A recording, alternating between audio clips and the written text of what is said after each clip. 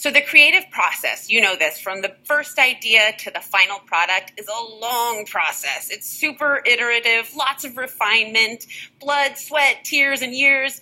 And we're not saying you're going to go out for a walk and come back with the Sistine Chapel in your left hand, right?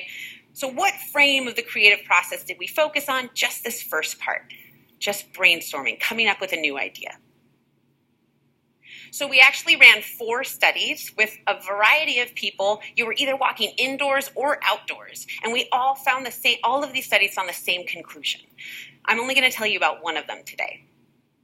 So one of the tests we used for creativity was alternate uses. And this test, you have 4 minutes, and your job is to come up with as many other ways to use common everyday objects as you can think of. So, for example, what else would you do with a key other than to use it for opening up a lock?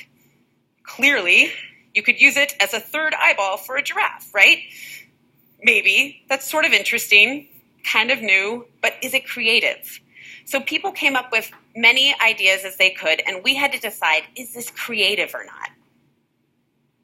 So the definition of creativity that a lot of people go with is appropriate novelty. So for something to be appropriate, it has to be realistic. So unfortunately, you can't use a key as an eyeball. Boo. But novel is the second thing, is that nobody had to have said it. So for us, novelty, it had to be appropriate first, and then for novelty, nobody else in the entire population that we surveyed could have said it. So you might think you could use a key to scratch somebody's car, but if somebody else said that, you didn't get credit for it. Neither of you did. However, only one person said this.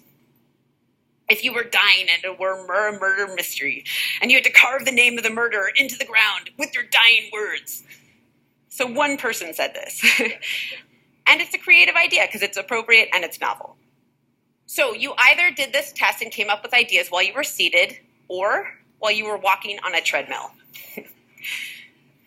They did the test twice with different objects. 3 groups. The first group sat first and then sat again for the second test. The second group sat first and then did the second test while walking on a treadmill. The third group, and this is interesting, they walked on the treadmill first and then they sat. Okay, so the 2 groups that sat together for the first test, they looked pretty similar to each other, and they averaged about 20 creative ideas per person.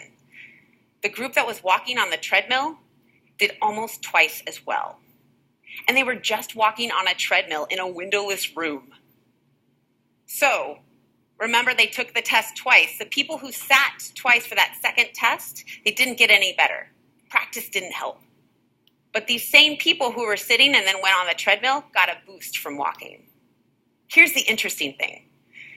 The people who were walking on the treadmill still had a residue effect of the walking, and they were still creative afterwards. So the implication of this is that you should go for a walk before your next big meeting and just start brainstorming right away. So we have 5 tips for you that will help make this the best effect possible. So first, you want to pick a problem or a topic to brainstorm. So this is not the shower effect. This is not when you're in the shower and all of a sudden a new idea pops out of the shampoo bottle. This is something you're thinking about ahead of time, and they're intentionally thinking about brainstorming a different perspective on the walk. Secondly, I get asked this a lot. Is this okay while running?